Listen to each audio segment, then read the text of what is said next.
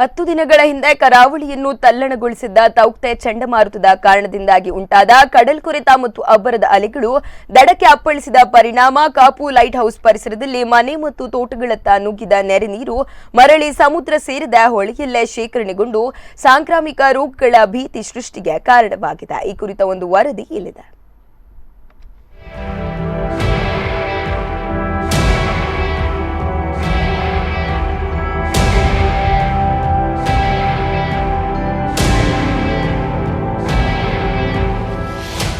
ಚಂಡಮಾರುತದ ಪ್ರಭಾವ ತಗ್ಗಿದ ಬಳಿಕ ಸಮುದ್ರದ ನೀರು ಇಳಿಕೆಯಾದ್ರೂ ಒಮ್ಮೆ ಏರಿದ ನೀರು ಮತ್ತೆ ಸಮುದ್ರಕ್ಕೆ ಹರಿದು ಹೋಗುತ್ತಾ ಹೊಳೆಯಲ್ಲೇ ಸಂಗ್ರಹವಾಗಿ ಉಳಿದಿದೆ.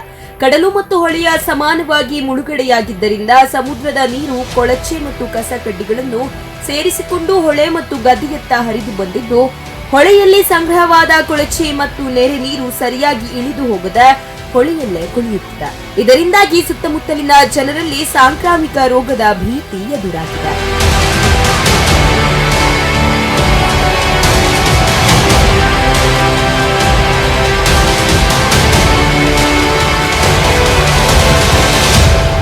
ಚಂಡಮಾರುತ ಮತ್ತು ಕಡಲ ಅಬ್ಬರದ ಕಾರಣದಿಂದಾಗಿ ಸಮುದ್ರ ಮತ್ತು ಹೊಳೆಯ ಸಂಗಮ ಪ್ರದೇಶವಾಗಿದ್ದ ಲೈಟ್ ಹೌಸ್ ಬಳಿಯ ಅಳಿವೆಕೋಡಿ ಪ್ರದೇಶದಲ್ಲಿ ಸಮುದ್ರದ ಮರಳು ದೊಡ್ಡ ಗುಡ್ಡೆಯಂತೆ ಸಂಗ್ರಹವಾಗಿದ್ದು, ಹೊಳೆಯಲ್ಲಿ ಸಂಗ್ರಹವಾದ ನೀರು ಸರಾಗವಾಗಿ ಸಮುದ್ರಕ್ಕೆ ಹರಿದು ಹೋಗಲು ಹೊಯ್ಗೆ ಮಣ್ಣು ಅಡ್ಡಿಯಾಗಿದೆ.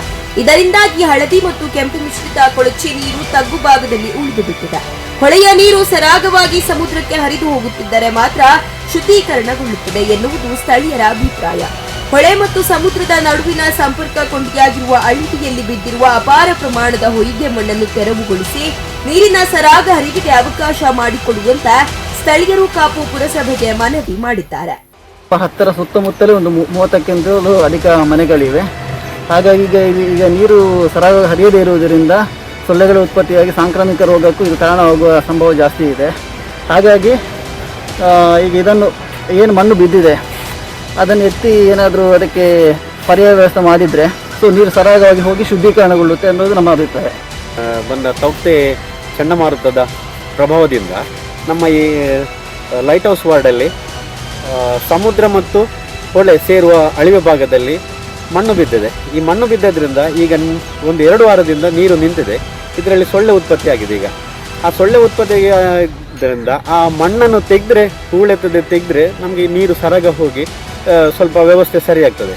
ನಾವು ಇದನ್ನು ಪುರಸಭಾ ಮುಖ್ಯಾಧಿಕಾರಿಯವರ ಗಮನಕ್ಕೆ ತಂದಾಗ ಅವರು ಹೇಳ್ತಾರೆ ಇದು ನಮ್ಮ ವ್ಯಾಪ್ತಿಯಲ್ಲಿ ಬರುವುದಿಲ್ಲ, ಅದು ಪೋರ್ಟ್ ಬಂದರು ಇಲಾಖೆಯಿಂದ ಬರುವುದು, ಮತ್ತು MI ಮೈನರ್ ಇರಿಗೇಷನ್ ಅಂದರೆ ಮೇಲ್ಗಡೆ ಮೈನರ್ ಇರಿಗೇಷನ್, ಅದರಿಂದ ನಮ್ಮ ವ್ಯಾಪ್ತಿಗೆ ಬರುವುದಿಲ್ಲ ಅಂತ ಹೇಳ್ತಿದ್ದಾರೆ. ಈಗ ನಮಗೆ ಅಂತ ಹೇಳಿದರೆ ಈ ವ್ಯವಸ್ಥೆ ಸರಿಯಾಗಬೇಕು, ನಮಗೆ ಯಾರ್ಯಾರು ಮಾಡಬೇಕಂತ ನಮ್ಮದೊಂದು ವಿನಂತಿ.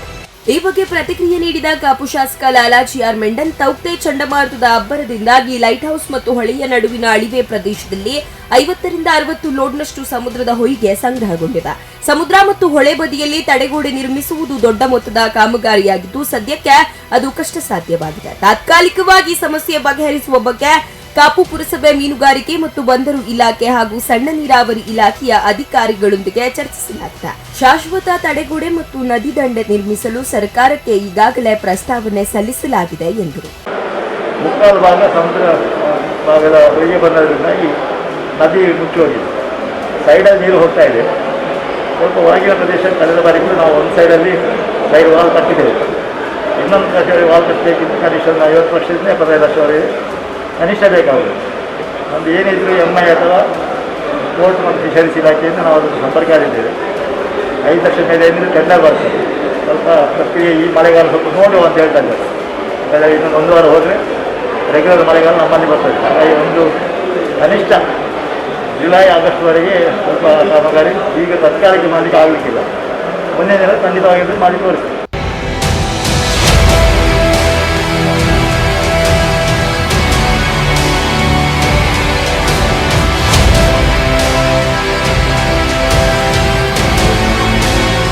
ಒಟ್ಟಿನಲ್ಲಿ ಸಂಬಂಧಪಟ್ಟ ಇಲಾಖೆಗಳು ಅಧಿಕಾರಿಗಳು ಕೂಡಲೇ ಸ್ಪಂದಿಸಬೇಕಿದೆ.